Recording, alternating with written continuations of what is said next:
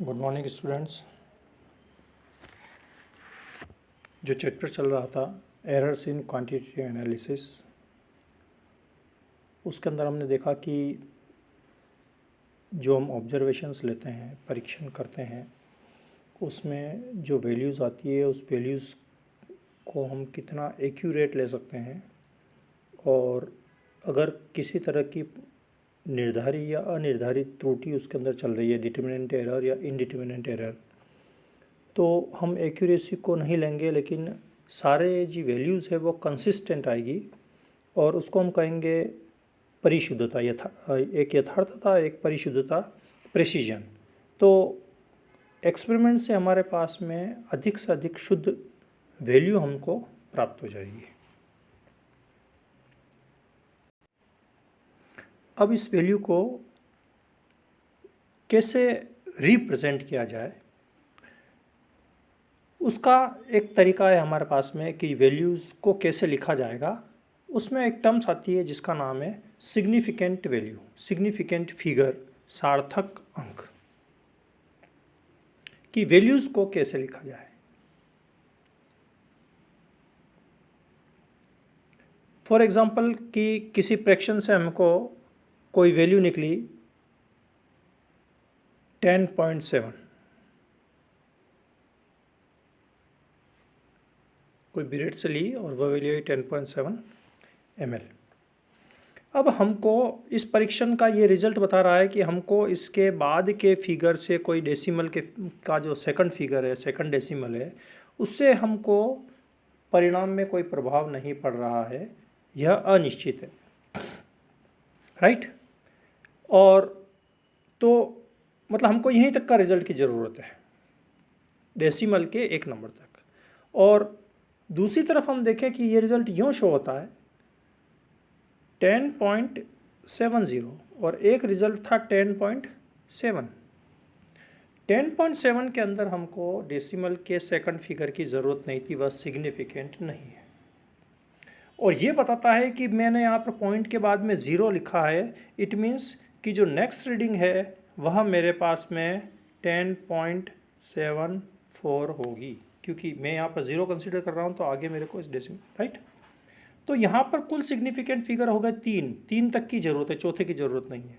और इसके अंदर मेरे को सिग्निफिकेंट फिगर ज़रूरत हो गए 4, कि जब जब भी ये मैं फ्रैक्शन लिखूँगा तब मेरे को डेसिमल के बाद में सेकंड डिजिट लिखनी ज़रूरी है, राइट। सिग्निफिकेंट फिगर को और एनालाइज करने के लिए हमारे पास में कुछ नियम है। वो इस तरह से है कि पहला नियम कि यदि संख्या 1 से अधिक है तथा दशमलव बिंदु के बाद 0 आता है तो उसे सार्थक अंक में गिना जाएगा। फॉर एग्जांपल कि अगर एक तो मैं लिखता हूँ 1 और एक में लिखता हूँ 1.0, 1 लिखा, इसका मतलब डेसिमल के बाद में मेरे को कुछ ज़रूरत नहीं है। और 1.1 लिखा, इट मीन्स अगली रीडिंग मेरे पास में 1.7 भी हो सकती है, 1.3 भी हो सकती है। तो 0 भी आएगा तो भी ये सार्थक अंक में गिना जाएगा। This is difference between this and this. यहाँ सार्थक अंक हमारे पास में 1 गिना जाएगा, यहाँ सार्थक अंक 2 है। मतलब डेसिमल के बाद में 0 आएगा तब भी उसको सार्थक अंक में गिना जाएगा, राइट।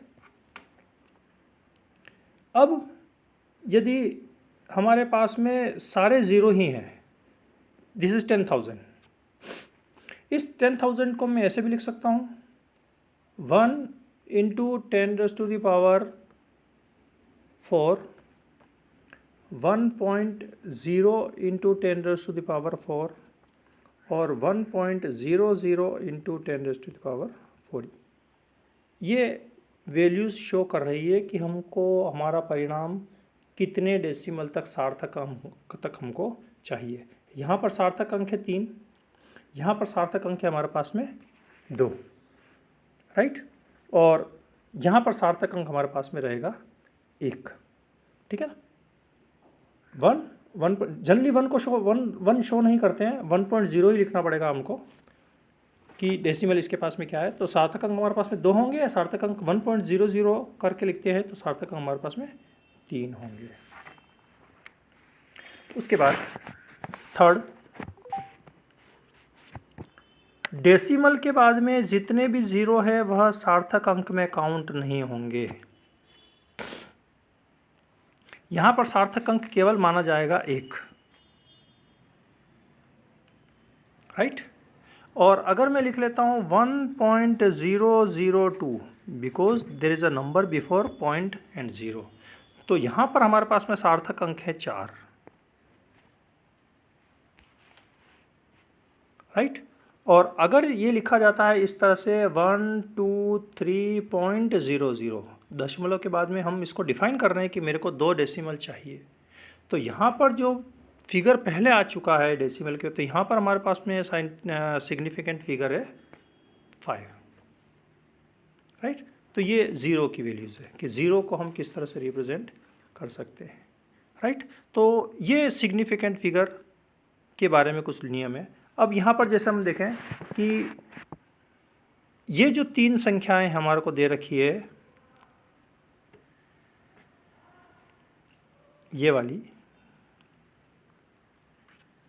1.50, 1.50, 10.0 और 1.00, ये एग्जाम्पल फर्स्ट में है। ये तीनों इस तरह से रिप्रेजेंट होंगे तो इनके सार्थक अंक हमारे पास में बनेंगे 3। इसी तरह से ये जो एग्जाम्पल है, ये वाला एग्जाम्पल, इसमें फर्स्ट में सार्थक अंक 4 है, सेकंड के अंदर भी सार्थक अंक 4 है क्योंकि पॉइंट के बाद में 0 है, इसके अंदर भी पॉइंट के बाद में 0, तो सार्थक अंक यहाँ पर सिग्निफिकेंट फिगर 3 है। इसके बाद में पॉइंट के बाद में 4 डिजिट और लगी तो सार्थक अंक इसमें 5 है, 5 सिग्निफिकेंट फिगर है। और उसके बाद में भी पॉइंट के बाद में 0 आ रहा है तो यहाँ पर भी सिग्निफिकेंट फिगर हमारे पास में बाद के 0 है, इसलिए 3 सिग्निफिकेंट फिगर इसके अंदर हमारे पास में ये काउंट होंगे, राइट। तो ये सिग्निफिकेंट फिगर को हम इस तरह से एनालाइज करते हैं। Thank you.